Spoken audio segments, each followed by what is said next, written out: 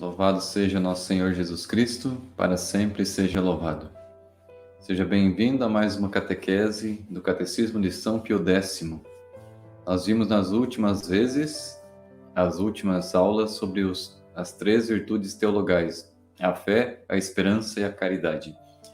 Hoje, então, eu convido você a acompanhar comigo o estudo, a meditação sobre as outras quatro virtudes chamadas virtudes cardeais. Nós queremos dar uma olhada, então, no Catecismo de São Pio X, o que ele entende por virtudes cardeais.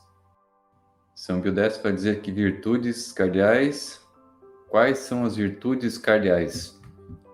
São, então, a prudência, a justiça, a fortaleza e a temperança. São as quatro virtudes cardeais. E por que se chamam virtudes cardeais a prudência, a justiça, a fortaleza e a temperança? Chamam-se virtudes cardeais a prudência, justiça, fortaleza e a temperança. Chamam-se virtudes cardeais a prudência, a justiça, a fortaleza e a temperança, porque são a base e o fundamento das virtudes morais. Então, são chamadas virtudes cardeais porque elas são a base, o fundamento de muitas outras virtudes, que são chamadas virtudes morais. E a palavra cardeais vem da palavra latina chamada cardo, que significa dobradiça. Em torno dessa dobradiça giram, então, como o gonzo de uma porta, mostra que todas as demais virtudes giram em torno dessas quatro virtudes cardeais: a justiça, a prudência, a fortaleza e a temperança. Elas são como que o centro do qual emergem todas as outras virtudes nas quais estão ligadas e fundamentadas. Nós vamos então agora, eu convidar você a darmos uma olhada na Sagrada Escritura sobre as virtudes cardeais. Então nós vamos começar então com a virtude da prudência. A virtude da prudência, nós vamos acompanhar na Sagrada Escritura que ela tem a ver com a sabedoria, que é essa virtude que é ligada com a inteligência. No caso, existe a inteligência humana, natural, mas existe também a inteligência divina, a sabedoria divina. E aqui nós vamos falar na Sagrada Escritura, primeiramente, da prudência humana. No livro do profeta Isaías, capítulo 5, versículo 21, diz assim a respeito da sabedoria humana: ai daqueles que são sábios aos seus próprios olhos.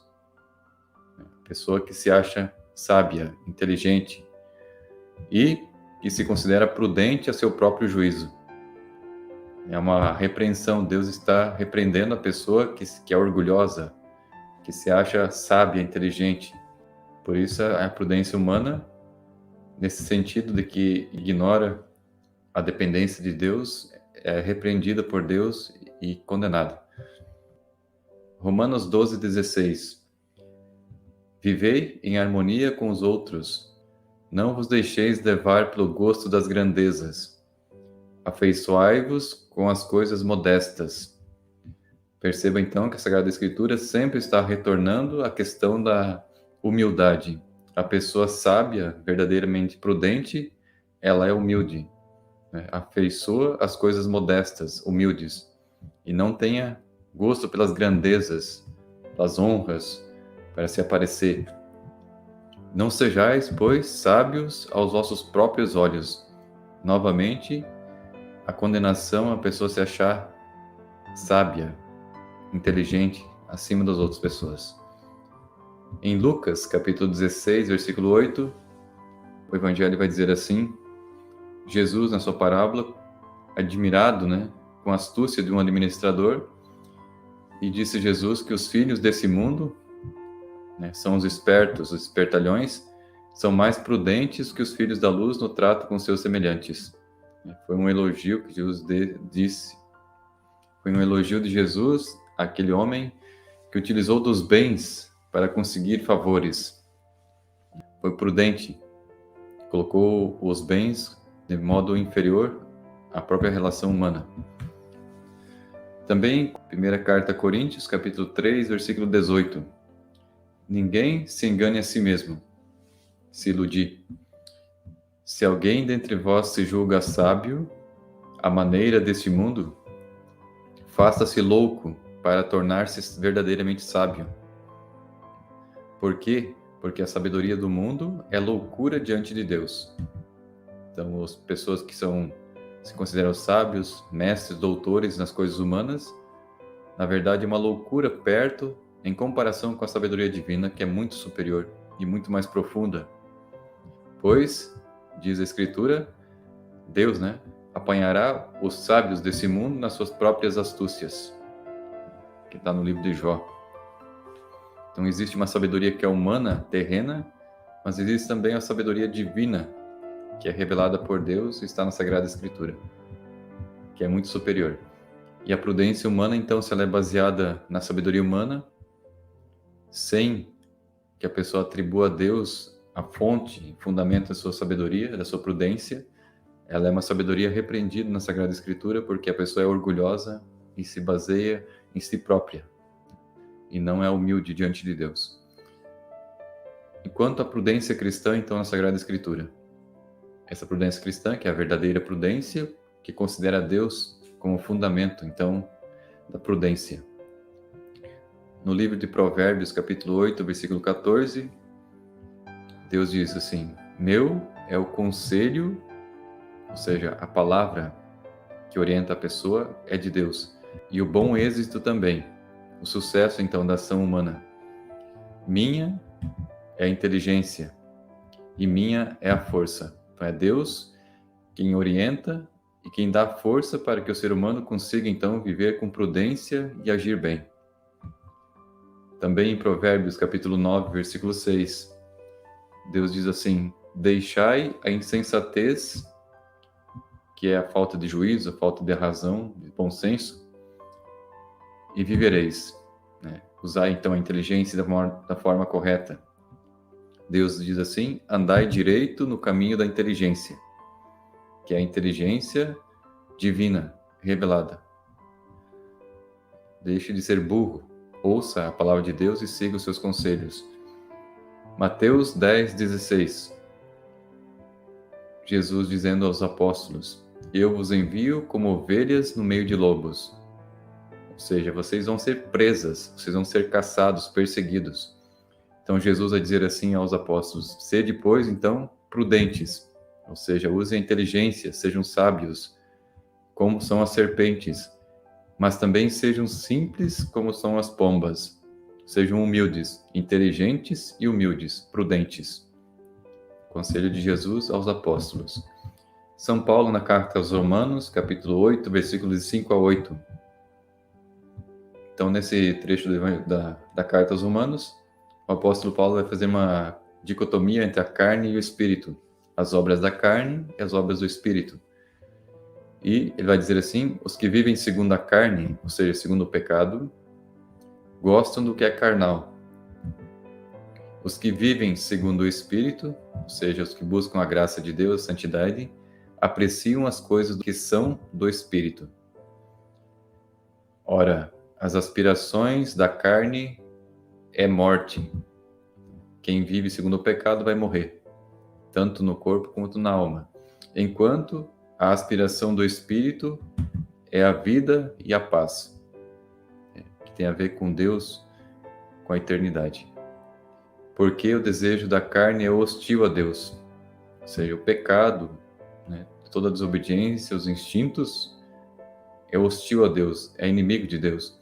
Pois a carne não se submete à lei de Deus. Transgride a lei, então, os mandamentos. E nem pode, então, ser humilde e submeter a Deus. Os que vivem segundo a carne não podem agradar a Deus. Ou seja, quem vive no pecado não agrada a Deus. Portanto, é preciso viver segundo o Espírito, segundo a santidade. E é essa forma de viver a prudência divina, viver a santidade e viver segundo o Espírito. É usar a inteligência, então, para viver bem, segundo a vontade de Deus. Na primeira carta de Pedro, capítulo 4, versículo 7, o apóstolo vai dizer assim: o fim de todas as coisas está próximo. Como as coisas estão chegando perto do fim, Portanto, então, vocês se comportem, então, como devem se comportar. Sejam, então, prudentes, ou seja, inteligentes, sábios, humildes, e vigiai na oração. Ou seja, usem a inteligência e se mantenham na comunhão com Deus na oração. Conselho do apóstolo Pedro. E também o apóstolo Tiago, no capítulo 1, versículo 5, vai dizer assim: se alguém de vós necessita de sabedoria, né, a sabedoria que é a base, então, para você ser prudente, peça, então, na oração a Deus, peça sabedoria. Assim como fez Salomão, Deus, então, que a todos dá liberalmente, com simplicidade e sem recriminação, e lhe será dada. Então, peçam a Deus a sabedoria, e através da sabedoria vocês alcançarão, então, a virtude da prudência, que, segundo o Catecismo de São João Paulo II, pode ser resumida segundo esse parágrafo. A prudência, então, que é essa virtude, é uma virtude que dispõe, então, a nossa razão prática a discernir, então, em qualquer circunstância, o que é nosso verdadeiro bem e a escolher os meios mais adequados para realizá-lo. Nós temos, por exemplo, o mandamento divino, que é uma lei, que é um mandamento genérico. Mas nós precisamos aplicar, então, esse mandamento em cada ocasião concreta da nossa vida. Lá no mandamento 6 está dizendo assim: não pecar contra a castidade. Agora, como eu vou aplicar esse mandamento no dia a dia, no meu relacionamento com as pessoas? Ou com a pessoa do sexo oposto? Como eu vou identificar quando eu estou perto de transgredir a lei, que estou infringindo o mandamento? É justamente essa virtude da prudência quem vai fazer você usar a tua inteligência, a tua sabedoria, e encontrar, então, o meio termo, aquele local em que você se mantém segundo o mandamento divino e não transgride, não peca contra esse mandamento. É na questão prática do dia a dia, nas nossas ações, nos nossos comportamentos, nas circunstâncias que nos envolvem, que nós vamos descobrir como agir. A prudência, então, ela vai guiar as outras virtudes. É o juízo da consciência para aplicar o bem como convém e evitar o mal. É como agir concretamente de forma prudente. Então, essa virtude nos ajuda a praticar, então, a lei de Deus, segundo o pensamento divino. E agora eu vou convidar vocês a olhar no Catecismo de São Pio X, como ele sintetiza, então, essa virtude da prudência. Então, no Catecismo de São Pio X, vamos ver o que São Pio X fala sobre a prudência. O que é a prudência, então? A prudência é a virtude que dirige toda a ação ao devido fim. Qual que é a finalidade da nossa ação? É agir bem, é viver o amor, observar os mandamentos. Então, a prudência é essa virtude que nos ajuda a agir bem segundo o nosso fim, que é alcançar a nossa felicidade e a felicidade de nossos irmãos. Por isso, procura os meios convenientes para que essa ação seja em tudo bem feita, do melhor modo possível. E, portanto, ela seja uma ação aceita por o Senhor, agradável a Deus. Então, essa é a virtude da prudência, segundo São Pio X. Agora nós vamos voltar, então, à Sagrada Escritura, para vermos a segunda virtude, a virtude da justiça. Primeira coisa, nós vamos ver na Sagrada Escritura que a justiça é atribuída ao próprio Deus. Deus, Pai, é chamado de justo, que é um sinônimo de santo. Deus é santo, Deus é justo, porque Deus é bom. Por ser bom, ele é justo e ele é santo. Então, lá no livro do profeta Jeremias, capítulo 12, versículo 1, o profeta falando de Deus, né? Sois sumamente justo, Senhor. Sumamente justo significa que é o máximo, né? Sumamente justo. É infinitamente justo. Também, no Evangelho de João, capítulo 17, 25, Jesus está dizendo ao Pai na sua oração: Pai justo. Então, Jesus, o Verbo, o Filho Eterno de Deus, chama o Deus Pai de justo também. Aí Jesus vai dizer assim: o mundo não te conheceu, Deus Pai, mas eu te conheci e este sabe que tu me enviaste. Então, falando com os apóstolos, né? Oração. E na carta aos Romanos, capítulo 3, versículo 26, o apóstolo Paulo vai dizer assim: assim digo eu, ele manifesta a sua justiça no tempo presente, ou seja, Deus manifesta a sua justiça no tempo presente, agora. Como? Quando ele exerce, então, sua justiça. De que modo? Justificando aquele que tem fé em Jesus Cristo. Então, Deus, além de ser o justo, ele justifica aqueles que têm fé em Jesus. Deus, então, purifica a alma da pessoa, perdoa seu pecado e torna a pessoa santa, justa. Ou seja, tira o débito, a dívida. Através da fé em Jesus Cristo, da crença em Jesus Cristo, a pessoa é purificada, é justificada. Também no livro do Apocalipse, capítulo 16, versículo 5, o anjo então vai dizer a Deus: Tu és justo, tu és o que eras, o santo, que assim julgas. Então o anjo das águas dizendo, chamando Deus de justo. Tu és justo, tu que és e que eras o santo, que assim julgas. Então é santo e ainda o juiz, né? E agora também a Sagrada Escritura vai chamar o próprio Filho de Deus, que é Jesus Cristo, o Verbo encarnado, de justo.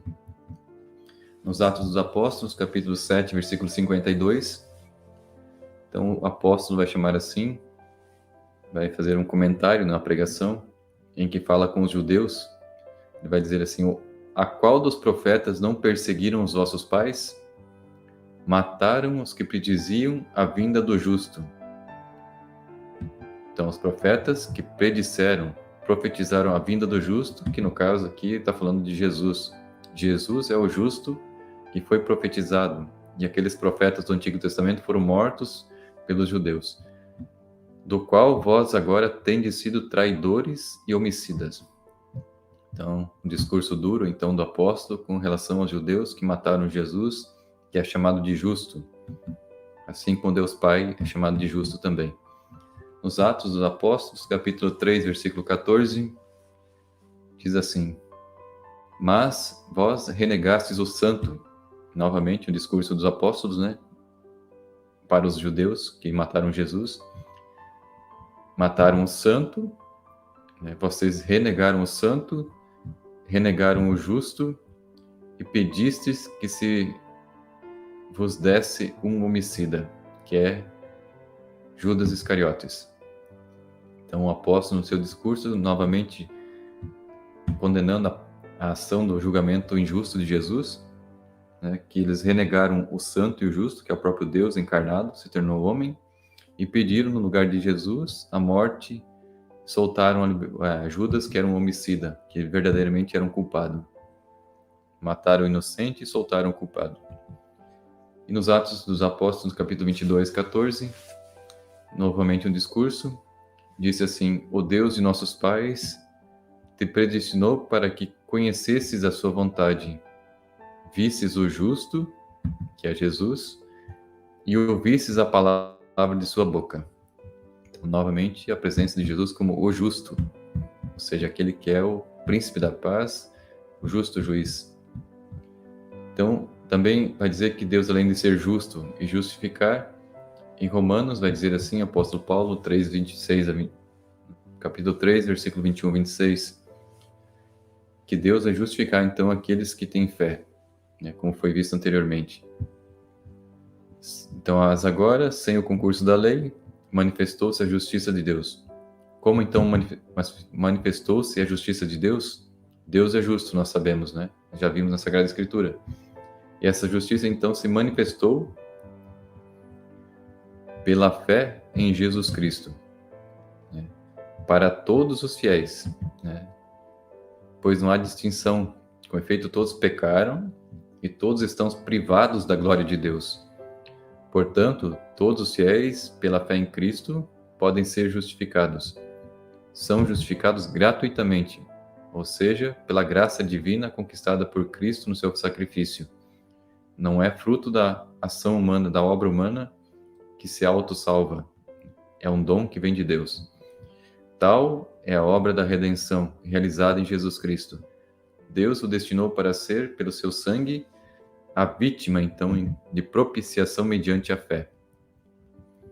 Todo aquele, então, que tem fé, que acredita em Jesus, que se converte, recebe o perdão do pecado e alcança a salvação eterna. Assim, ele manifesta a sua justiça, porque o tempo da sua paciência ele havia deixado sem castigo os pecados anteriores. Assim, digo eu, ele manifesta a sua justiça no tempo presente, exercendo a justiça e justificando aquele que tem fé em Jesus Cristo. Então, Deus é justo, o seu Filho é justo, e ele justifica aquele que acredita em Jesus. Então, Deus é justo e dá a cada um o que lhe é devido. Esse é o princípio da justiça, dar a cada um o que lhe é de direito. No livro de Sabedoria, então, capítulo 5, versículos 6 a 7. Portanto, nós nos desgarramos para longe da verdade. A luz da justiça não brilhou para nós e o sol não se levantou sobre nós. Nós nos manchamos nas sendas da iniquidade e da perdição. Erramos pelos desertos sem caminhos e não conhecemos o caminho do Senhor. Então, Deus permite que o povo judeu sofra então as consequências das suas más escolhas, dos seus pecados. A justiça de Deus permite então que eles vivam dessa forma, longe da verdade, peregrinando no deserto, perdidos sem destino. É uma espécie de correção, de punição pelo pecado, para que eles se convertam, voltem ao Senhor. No livro de Isaías 5,16, o Senhor dos Exércitos triunfará no juízo. O Deus Santo se mostrará como tal, fazendo justiça. Então Deus vai exercer justiça. Ele é justo, justifica, mas também julgará. O ser humano terá que prestar conta dos seus atos diante de Deus, das suas escolhas. Nós somos responsáveis pelo aquilo que fazemos e escolhemos. Isaías 56:1. Eis o que diz o Senhor: respeitai o direito e praticai a justiça, porque minha salvação não tarda a chegar e minha justiça a revelar-se. Ou seja, Deus quer que nós também sejamos justos nas nossas ações. Ele está dizendo assim, praticai a justiça. Não somente tenha a fé em Jesus Cristo, creia nele como seu Salvador, mas praticai também obras santas, obras de justiça. Ame a Deus sobre todas as coisas e ao próximo como a si mesmo. Respeite os mandamentos. Por quê? Porque logo virá a salvação, que é passar primeiro pela justiça, que vai se manifestar no dia do julgamento. Isaías 59:16 e também versículo 18. O Senhor viu com indignação que não havia mais justiça. Deus viu que os judeus estavam no pecado e Deus resolveu punir. Então Deus pagará a cada um segundo as suas obras. Por isso Deus é justo. Ele não deixa que a impunidade aconteça. Mesmo que haja o perdão do arrependimento do pecado, o ser humano precisa reparar o seu dano. É questão de justiça. A cólera contra os seus adversários, represália contra seus inimigos. Então Deus age como o juiz, como aquele que pune o pecado, a injustiça. Daniel 9:7. A vós, Senhor, a justiça, e para nós a vergonha, como hoje acontece ao povo de Judá e de Jerusalém e a todo Israel, aqueles que estão perto e aqueles que estão longe, em todos os países onde os haveis dispersado por causa das iniquidades que cometeram contra vós. O profeta Daniel está dizendo que a punição, Deus é justo, mas Israel não foi justo com Deus. Por isso sofrem todas as calamidades, todos esses problemas. E Deus permite que assim seja para que eles, sofrendo na pele as consequências das suas ações, se arrependam, se convertam e voltem para o Deus verdadeiro. Também Deus é um justo juiz. No Salmo 9, versículo 9, diz que Ele mesmo julgará o universo com justiça. Ou seja, todas as criaturas serão julgadas por Deus. As criaturas que têm inteligência, que têm liberdade para escolher o bem e o mal. Com equidade, então, o juiz pronunciará a sentença sobre os povos. Isso inclui eu, inclui você, inclui toda a humanidade. No Salmo 95, versículo 13, a presença do Senhor vem, pois Ele vem para governar a terra, julgará o mundo com justiça e os povos segundo a sua verdade. Perceba que Deus vai julgar o mundo todo e não é segundo o nosso pensamento humano. O que eu penso, deixo de pensar, o que eu gosto, deixo de gostar. É Deus, com sua verdade, quem realizará a justiça segundo a sua sabedoria, segundo os seus mandamentos. Portanto, somos nós, criaturas, que temos que nos submeter ao pensamento divino, à sua lei, à sua vontade. Isaías 11:3. Sua alegria se encontrará no temor do Senhor. Está falando do Messias, né? Está profetizando a chegada de Jesus. Que a alegria de Jesus, então, estaria no temor do Senhor, do Pai, na relação do Filho com o Pai, de Jesus com o Pai. Ele, então, não julgará pelas aparências. Jesus tinha o dom de ver os corações das pessoas, não julgava pela aparência, nem pelas palavras. E não decidirá pelo que ouviu dizer, que os outros contaram. Ele próprio conhecia as pessoas por dentro, e por isso julgava de acordo com a verdade, com a justiça. Também nos Atos dos Apóstolos, capítulo 17, versículo 31. Porquanto fixou Deus, então, o dia em que há de julgar o mundo com justiça. Esse dia está no pensamento divino, já está certo. Pelo ministério de um homem que para isso destinou. Pelo ministério de Cristo Jesus. Para todos deu como garantia disso o fato de tê-lo ressuscitado dentre os mortos. Essa é a garantia, que Jesus será o juiz que vai julgar o mundo, então, naquele dia determinado. Apocalipse 19:11. Lá também Jesus é chamado de justo, né? Seu cavaleiro chama-se fiel, que é Jesus. É verdadeiro, e é com justiça que ele julga e guerreia também contra os seus inimigos, né? Contra o demônio, contra os seus asséculas.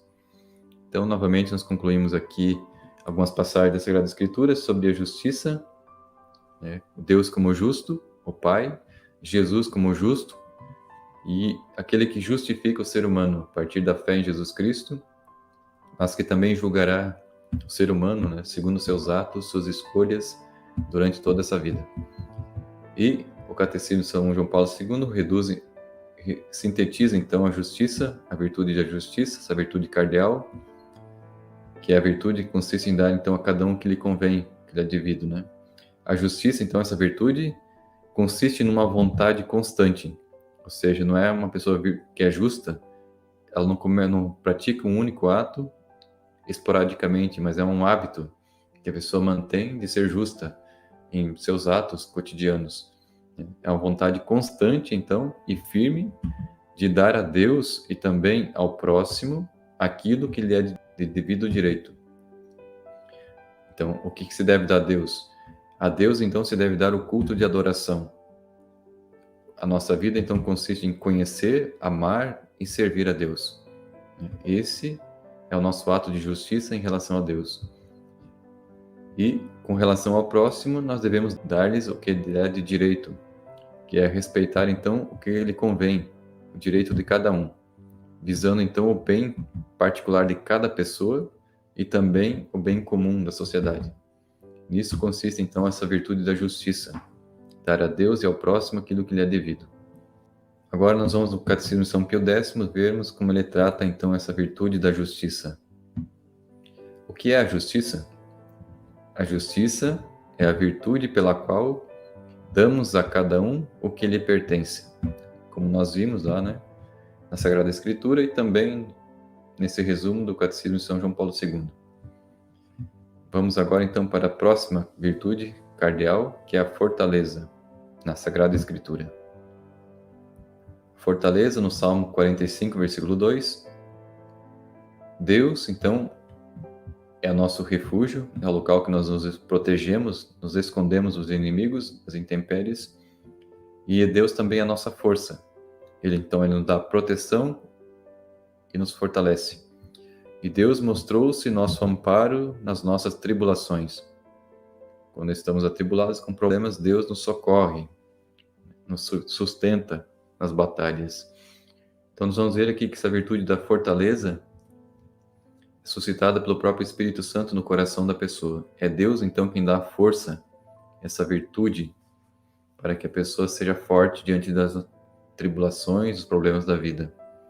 No Salmo 90, Salmo 90, versículo de 1 a 2, vai dizer assim: Tu que habitas sob a proteção do Altíssimo, ou seja, você está abaixo e Deus está acima de ti para te proteger, que moras então à sombra do Onipotente, Deus te cobre, te protege. Diz ao Senhor: Sois meu refúgio e minha cidadela. A cidadela é aquele local cercado de muralhas, protegido, que o inimigo não pode entrar. Meu Deus, em quem eu confio. A pessoa então que é protegida por Deus, está segura, confia nele, que ele vai ampará-la e protegê-la. Também, o profeta Joel, capítulo 4, versículo 16, diz assim: O Senhor será um refúgio para o seu povo, uma fortaleza para os israelitas. Novamente, a proteção, a segurança que Deus dá por sua própria força e onipotência. No Salmo 17, versículo 2 a 3, disse: Eu vos amo, Senhor, minha força. Então, Deus, minha força. A força, então, do salmista está em Deus. O Senhor é meu rochedo, minha fortaleza. Perceba que a força não está na pessoa, no ser humano. Essa força vem de Deus, é o próprio Deus que é onipotente, essa força que sustenta, que protege. Deus, então, é o libertador. Meu Deus e minha rocha, onde encontro meu refúgio, meu escudo, força de minha salvação, minha cidadela. Então, resumindo, Deus é essa proteção, essa segurança. Assim como a criança está bem protegida no colo de sua mãe, não teme, não tem medo algum, porque confia que a mãe lhe protege e cuida dela.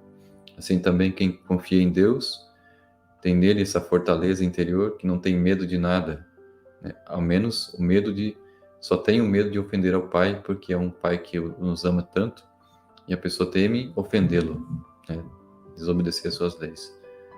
Na segunda carta a Coríntios, capítulo 10, versículo 3 a 5, porque ainda que vivamos na carne, ou seja, nesse mundo, nesse corpo, nós não militamos segundo a carne, segundo os instintos, mas não são carnais as armas que lutamos. Então o apóstolo Paulo está dizendo que nós lutamos não com armas carnais. São poderosas então essas armas em Deus e são capazes de arrasar fortificações. Então é uma força espiritual, é a força da verdade, essa defesa da palavra de Deus. Nós aniquilamos todo o raciocínio. Perceba que aqui no raciocínio tem ideias, pensamentos, conceitos, doutrinas falsas e todo orgulho que se levanta contra o conhecimento de Deus. Então, o apóstolo é o guardião da verdade, do pensamento, da doutrina revelada por Deus. E essa fortaleza vem de Deus para derrubar todas essas falsas doutrinas, essas mentiras que se levantam. E cativamos todo o pensamento e o reduzimos à obediência a Cristo. Aqui está a essência de ser um católico. O católico não impõe a Deus o que ele pensa. O católico, ele submete a sua inteligência, seu pensamento à obediência a Cristo. Cristo é o verbo, Cristo é a palavra, Cristo é a verdade. Então nós nos submetemos em obediência a Cristo. Cativamos, ou seja, nós aprisionamos o nosso pensamento ao pensamento de Cristo. De tal modo que o nosso pensamento seja o pensamento dele. Essa é a nossa força, nossa coragem, nossa virtude, essa força que vem da alma, que está na palavra de Deus, nessa verdade que liberta. No Salmo 118, versículo 14. O Senhor é minha força, minha coragem. Essa coragem que vem do coração, Ele é o meu Salvador. Então, é baseado na confiança. A fortaleza é baseada na confiança em Deus. Que Deus sustenta e protege, ampara, para que a pessoa consiga passar pela essa vida, suas tribulações, suas dores, e chegar ao fim, de pé, vitorioso. Então, nós vemos agora no Catecismo de São João Paulo II uma frase que resume, então, essa virtude da fortaleza. A fortaleza, então, essa virtude, ela dá a segurança nas dificuldades. No dia de problemas, ela vai nos dar segurança, nos dar fortaleza. É uma firmeza espiritual, uma constância na procura do bem. Mesmo que a gente sofra, então, nós não vamos deixar de praticar o bem. Nós não vamos nos revoltar contra Deus. Nós vamos continuar obedecendo seus mandamentos, sendo fiéis, sem murmurar, sem praguejar, sem revoltar contra Deus. Então a fortaleza ela permite resistir às tentações do diabo, que nos leva sempre a cometer o pecado, a desobedecer à vontade divina. E também a vencer, dá força para vencer o medo de perder algum bem, inclusive o medo de morrer e suportar as perseguições. Quem tem então essa virtude da fortaleza é uma pessoa que tem toda essa força, esse vigor interior, que não teme nem a própria morte, nem as perseguições por causa do Evangelho, por causa de Jesus Cristo. Então, essa virtude da fortaleza, ela vai dar força para aceitar as renúncias necessárias à vida cristã, que é os sacrifícios por uma justa causa. Dá essa força, então, para aceitar, por exemplo, a castidade do sacerdote, a fidelidade matrimonial de um esposo e de uma esposa, a castidade de um jovem que mantém a sua pureza até o matrimônio. São todas forças que são dadas por Deus para que a pessoa renuncie, então, ao pecado, para que possa agradar a Deus e cumprir a sua lei. Agora, então, que nós vimos a virtude da fortaleza na Sagrada Escritura, vamos ver o que São Pio X nos diz sobre essa virtude no seu catecismo. O que é a fortaleza? Fortaleza é a virtude que nos dá coragem para não temer perigo algum. Ou seja, dá coragem para não ter medo de nada, nem da própria morte, no serviço de Deus. A pessoa que defende então a sua fé sem medo de ser punido, perseguido. Essa virtude, essa fortaleza que vem da alma, essa coragem. E agora nós vamos para a última virtude cardeal, que é a virtude da temperança. Na Sagrada Escritura, então, em Eclesiástico 18:30, vai dizer assim: não te deixes levar por tuas paixões e refreia os teus desejos. Nós vamos ver que a virtude da temperança tem a ver com que a pessoa tenha o governo de si, do seu corpo, da sua alma, de acordo com a razão, com a inteligência. É aquela pessoa que não se deixa arrastar pelos desejos, pelos instintos, tanto de questão sexual como de alimentação, todo tipo de prazeres da vida.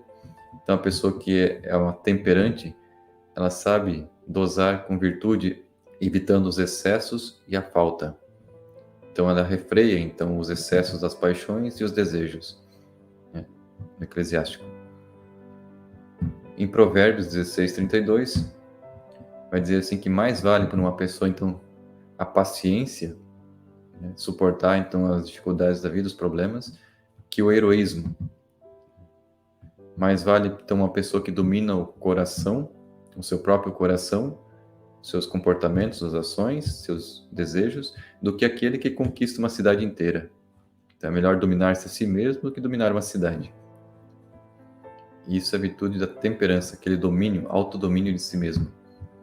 Não se deixar arrastar, então, pelos instintos, mas segundo aquilo que é justo, Aquela boa conduta de não se deixar arrastar por desejos, pelos instintos. Provérbios 25:28.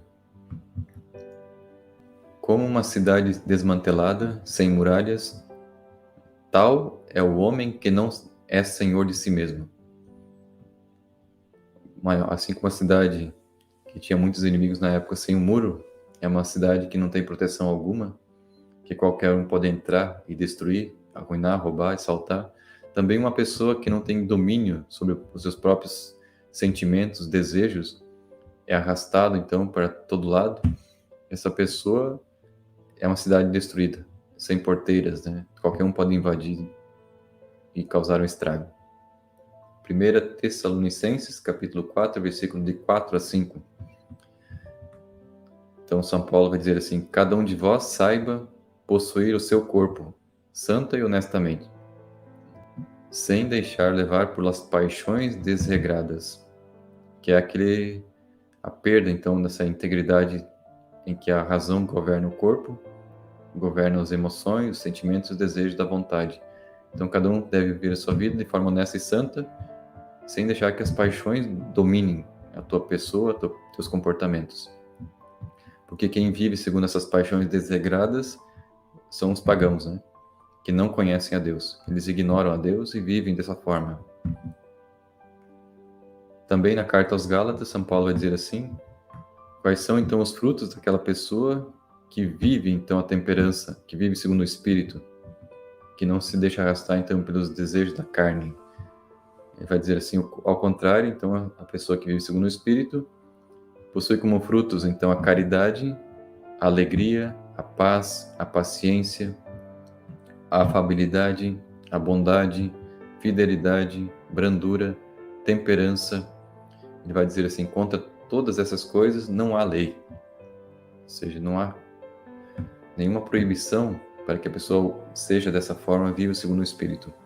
Pois os que são de Jesus Cristo crucificaram a carne, ou seja, crucificaram o pecado.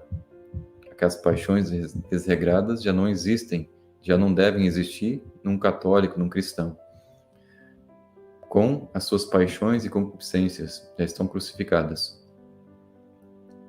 É uma vida segundo a verdade, segundo a razão, não segundo os desejos e os instintos. 2 Pedro, capítulo 1, versículo de 5 a 7.